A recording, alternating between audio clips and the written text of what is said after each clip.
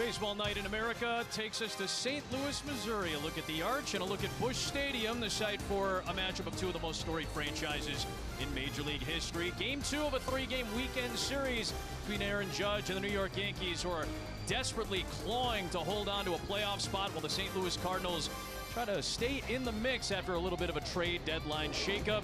A look at the wild card standings for both the American and National League. The Yankees with a 1.5-game lead on Cleveland for the final wild card spot, while the Cardinals have now fallen 4 games back of the New York Mets for the last slot in the National League.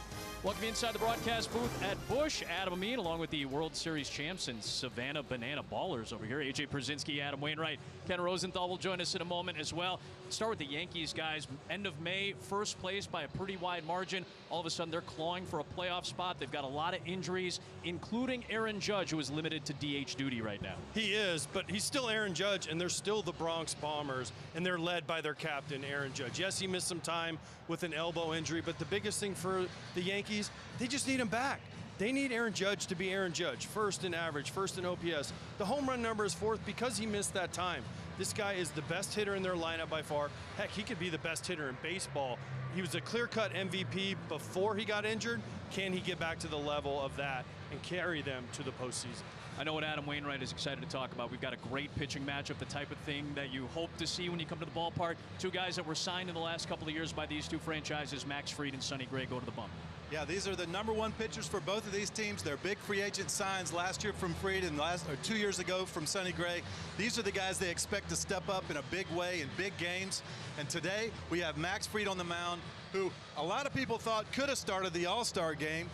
Top 2 for Cy Young for sure, but in the last 7 starts, 2 and 3 with a 6 ERA, 1.56 whip. And just like you said about Aaron Judge, if the Yankees are going to get back into this thing, they need their ace pitcher to pitch like the ace that he is. Give me a sense of Sonny Gray for St. Louis, who steps into a big spot yet again. Yeah, and Sonny Gray, #1 pitcher for the Cardinals, and if they're going to get back into it, they need the guy who is a straight winner. This team is 18-5, 18-6 this year. When Sonny Gray's on the mound, that's tied for Tarek Skubal on the Detroit Tigers. He is a stud, and when he's on the mound, they win. But if they're going to claw their way back into things, they need Sonny Gray pitching like an ace pitcher, and he can do it. It was a 1-run Yankee victory on Friday night in the opener of this series. It's the 4th consecutive regular season that the Cardinals and Yankees meet. Remember, these are the two franchises that have the most World Series titles. 27 for New York, 11 for St. Louis, but both are clawing to stay in the playoff chase. Baseball Night in America comes your way next.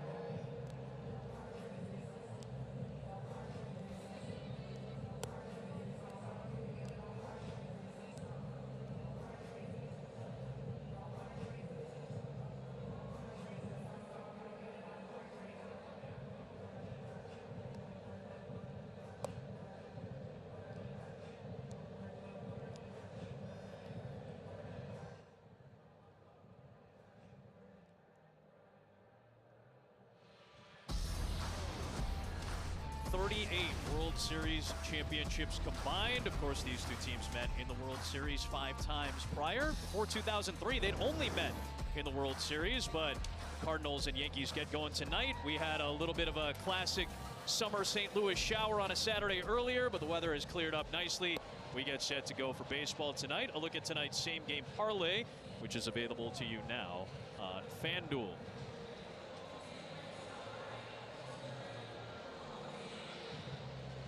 So the Yankees have hit a little bit of a skid offensively since the All-Star break, but they're still one of the top 3 scoring offenses in all of baseball.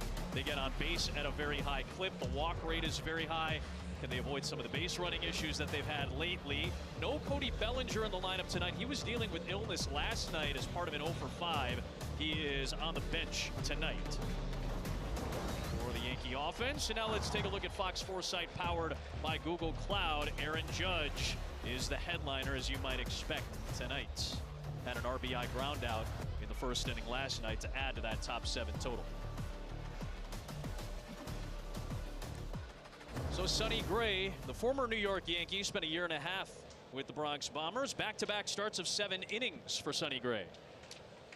Yeah, and Sonny's going to throw a lot of sweepers today. He's got a good fastball, high effort pitcher. He's going to be in the low 90s, but he's going to work that sweeper a lot today. We're going to see how it works against these Yankee Bombers. First pitch to Trent Grisham is high for ball 1. Pretty big arsenal for Sonny as well, and he distributes them evenly.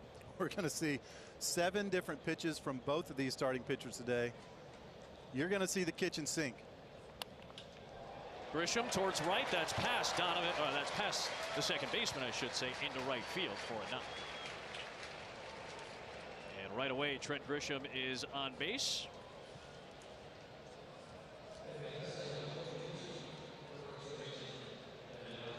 That'll bring up Ben Rice. Bueno, you talked about all the sweepers and cutters and curveballs and sliders that Sonny Gray throws. He's been successful with those, but his fastball has been getting hit this year. As a pitcher, how do you combat that? Do you just have to go to your breaking ball at all times? Well, I mean, I don't think so. I think right now he's just more comfortable with some of the breaking balls, but he still has a very good cutter. He still has a very good 4-seam fastball, and look, he's going to locate it if he pitches well. He's quickly behind of Ben Rice 2-0, so we've seen 3 fastballs out of the zone upstairs so far from Sonny. You can't ever just give up on pitches, though, AJ, if it's workshopping it in the bullpen between starts or whatever. But sometimes in a game, sometimes you do have to cut bait on something and go to another pitch. 3-0 on Rice.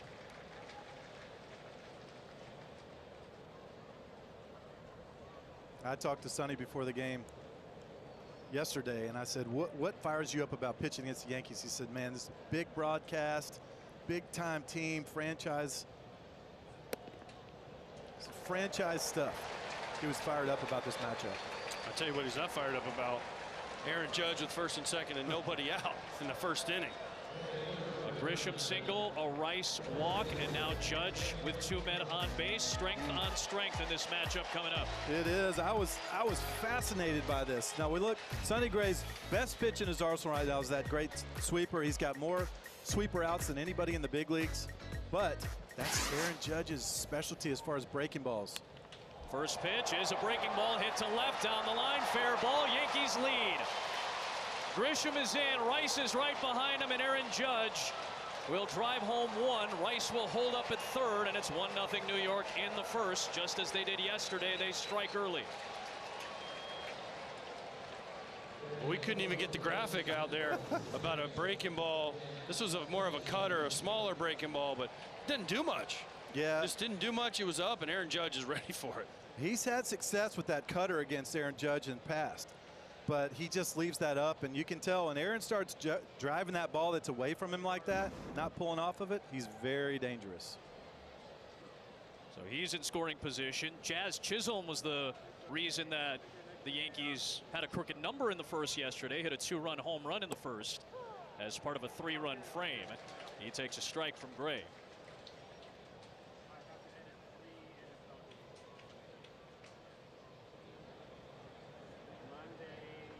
Friday, and Saturday. 21st home run of the year last night for Chisholm, who waves through that good changeup from Sonny, and it's 0-2. That's the Aaron Judge the Yankees need.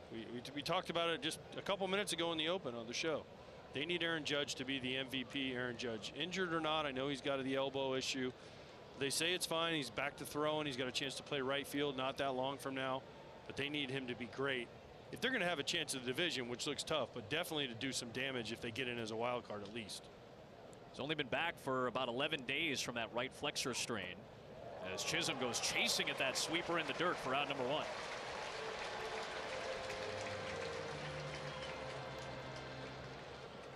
It doesn't happen often to great pitchers, but if you're going to get the great pitchers, sometimes you got to get them early, because as they settle in, they're going to be very dangerous. And you can see Sonny now settling in. That breaking ball is starting to find good rhythm to it, starting to bounce it when he wants to. Now the switch hitting Jason Dominguez will take upstairs. So those fastballs to start off some of these at bats have been a little off. His fastball's been tough so far. He's thrown one fastball for a strike. He got hit for a single by Grisham, the leadoff hitter. After that, he's thrown them all for balls. 2 on 1 out, and that is through the left side, a base hit.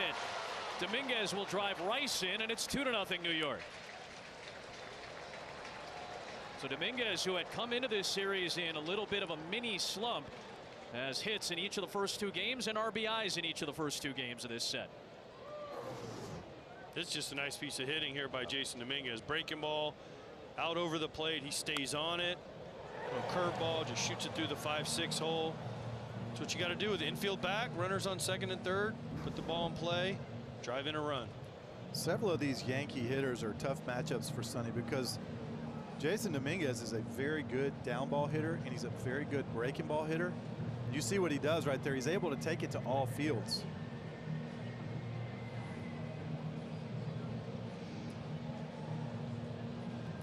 That's always the tough part, isn't it, AJ? When you match up against a team or a player that maybe their strength matches up against your strength, it's always walking that line of knowing when to get off that strength and go somewhere else. Yeah, but you also have to pitch with your strength, and you have to, so maybe throw it lower like you did to Jazz. Bounce it, right? They're looking for it down, bounce it. That's right. Make them chase. Don't throw it for a strike. I mean, if Sonny doesn't throw his fastball for a strike, it could be a short outing for him, like we haven't seen so far. So right here, he's got to get out of this, hold him to 2. Wouldn't be surprised if Dominguez tries to steal second to take away the double play. With Anthony Volpe at the plate. Big cut on a fastball there from Volpe, who's had an up and down stretch over the last month. Been highly publicized with some of his defensive miscues back in July, but for the most part has cleaned a lot of that up. Hasn't hit for much average lately, but has hit for power. Fouls that one back. It's 0-2. You can see how late he was on the fastball, the first pitch, and how timed up he was for the sweeper on pitch number 2. They may be sitting slow. Yes, but also they watch the game. They're like, Sonny Gray hasn't thrown a strike with a fastball. Why would I look for it? And he threw a fastball right by him. And then, yes, they all are on the breaking balls. There goes Dominguez. He did take off, and it is a foul tip. At least that's what Volpe is arguing. Otherwise, he'd be out. Dominguez would be able to stay at second base. Now Volpe, who's still questioning it, wondering if Aaron Boone is going to challenge this. Well, they're wondering if he foul tipped it if it hit the ground. It did not. No. But I love that the umpire, Vic Carapazzo, looked at the ball for a scuff. If I'm Pages the catcher, that ball's Yeah. Yeah, never hit the ground, so it'd be an out anyway. Dominguez would be at second base, and that's going to end up being the case after all that. Dominguez gets the steal. Volpe strikes out. It's the second Sonny Gray K, and there are 2 away. Now here's Ryan McMahon, acquired from Colorado, playing his 19th game with the New York Yankees. All-star last season with the Rockies. A high strikeout number for McMahon, but he did have 2 walks yesterday with a double.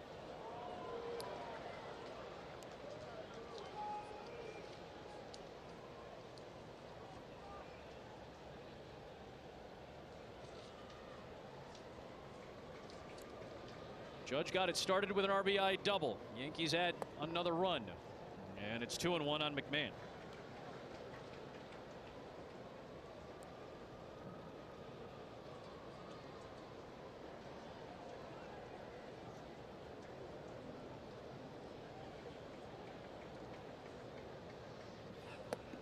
Upstairs again on that fastball, 3-1. just continues to struggle throwing with location, especially with the fastball.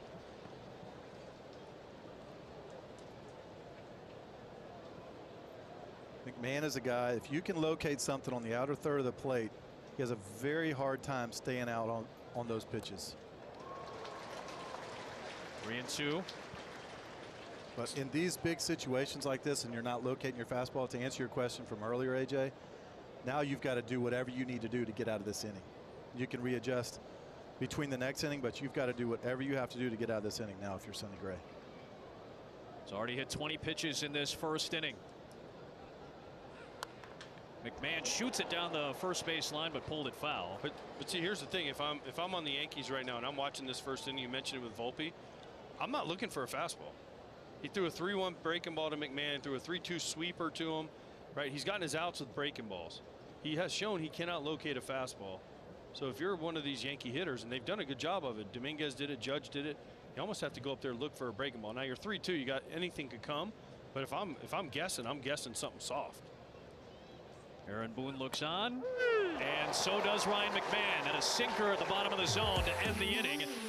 Gray limits it to 2 runs, but Judge gets the Yankees on the board and gives Max Fried some cushion.